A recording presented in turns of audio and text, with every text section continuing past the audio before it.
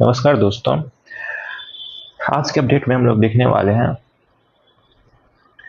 Fuel related, सेवी related और UAE और इंडिया, ऑस्ट्रेलिया और इंडिया रिलेटेड सेवी रिलेटेड, सेवी और आरबीआई रिलेटेड न्यूज़। सबसे पहले जो इसका इम्पैक्ट क्या पड़ेगा स्टॉक मार्केट में उसको देखने वाले हैं। तो सबसे पहले फ्यूल रिलेटेड जो है, फ्यूल और पेट्रोलियम एक्सपोर्ट्स रिलेटेड न्यूज़ देखने वाले हैं। इंडियाज रिफाइनिंग जो है, सबसे ज़्यादा रिफाइनिंग कहाँ होता है? रिलायंस करता है। तो इंडियाज रिफाइनिंग जो है वो कैपेसिटी यूटिलाइजेशन सबसे हायर लेवल पे है। इसका जो डोमेस्टिक डिमांड है, जैसे रिफाइनिंग, जैसे पेट्रोल हुआ, डीजल हुआ, इस सब का जो डोमेस्टिक डिमांड है, domestic demand during the monsoon के टाइम में जो है वो बहुत कम रहता है। डिमांड इसका बहुत कम रहता है। और वही जो है एशिया और यूरोप हुआ, यूरोप के कई कंट्रीज हैं, उसमें जो डिमांड है वो ज़्यादा है। ज़्यादा अगर डिमांड है, डोमेस्टिक का डिमांड कम है। इससे क्या होगा कि एक्सपोर्ट ज़्यादा होगा बाहर। तो एक्सपोर्ट ज़्यादा होने के कारण जो कैश इनफ्लो है वो इंडिया ज़्यादा, कैश इनफ्लो ज़्यादा होगा, जिससे जो है इंडिया के इकोनॉमी पे ज़्यादा मतलब पॉजिटिव इम्पैक्ट पड़ेगा।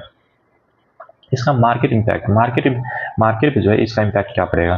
तो सबसे पहला जो इम्पैक्ट पड़ेगा वो जो है पॉजिटिव रिफाइनिंग जितना रिलेटेड जो जितना भी स्टॉक है वो पॉजिटिव इसके लिए इंडिकेशन होगा। जैसे रिलायंस हुआ, एमआरपीएल हुआ, एचपीसीएल हुआ, ये सब के लिए स्ट्रॉन्ग पॉजिटिव इंडिकेशन है। इससे जो है कैश इनफ्लो ज़्यादा होगा तो ट्रेड बैलेंस जो है, फॉरेक्स रिजर्व जो है वो बढ़ेगा, इंडिया का फॉरेक्स रिजर्व बढ़ेगा और रुपीज़ जो है प्रेशर में नहीं होगा। जैसे मिक्स्ड फॉर डोमेस्टिक सेक्टर पर मिक्स्ड इसका इम्पैक्ट पड़ेगा और सेक्टर पर बूस्टिंग। आईटी सेक्टर जो अभी निगेटिव में चल रहा है उसको काउंटर बैलेंस करने के लिए ये जो है क्रूड ऑयल जो है, जैसे पेट्रोलियम से हुआ, वो काउंटर बैलेंस कर देगा इसको। तो उतना इंडिया के इकोनॉमी पे उतना इम्पैक्ट नहीं पड़ेगा इसका। आईटी में जो मतलब आईटी में जो निगेटिव चल रहा है। और दूसरा न्यूज़ जो है आरबीआई आरबीआई सेबी जो है रिवाइज कस्टम नॉर्मल विद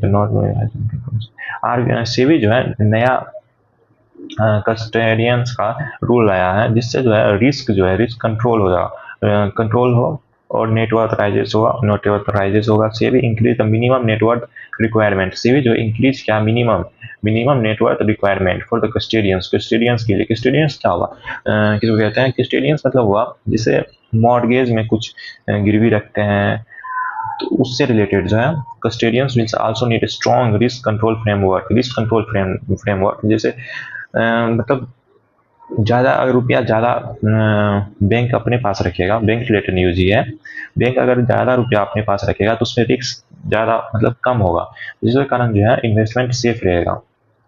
पहले था 50 करोड़, अब उसको बढ़ा के 75 करोड़ कर दिया है। उसके बाद जो है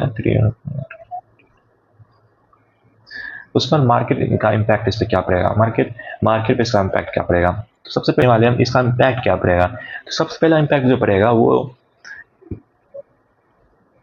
financial infrastructure would claim fear about operation risk. Capital market में जो है फाइनेंशियल सेक्टर रिलेटेड जो है वो रिस्क फ्री रहेगा, मतलब ज़्यादा रिस्क नहीं रहेगा, तो इन्वेस्ट ज़्यादा होगा, रिटर्न।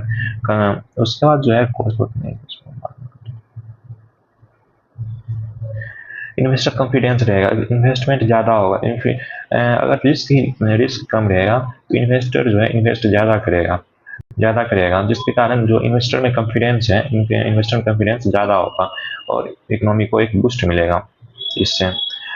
तीसरा न्यूज़ जो है वो है यूएई और इंडिया जो है ट्रेड जो है उसको बढ़ाने के लिए एमओई साइन किया है, स्टेट लेवल इन्वेस्टमेंट भी। जैसे UAE India trade boost MOU to depend on CBI state level investment के लिए यूएई और इंडिया जो साइन किया है।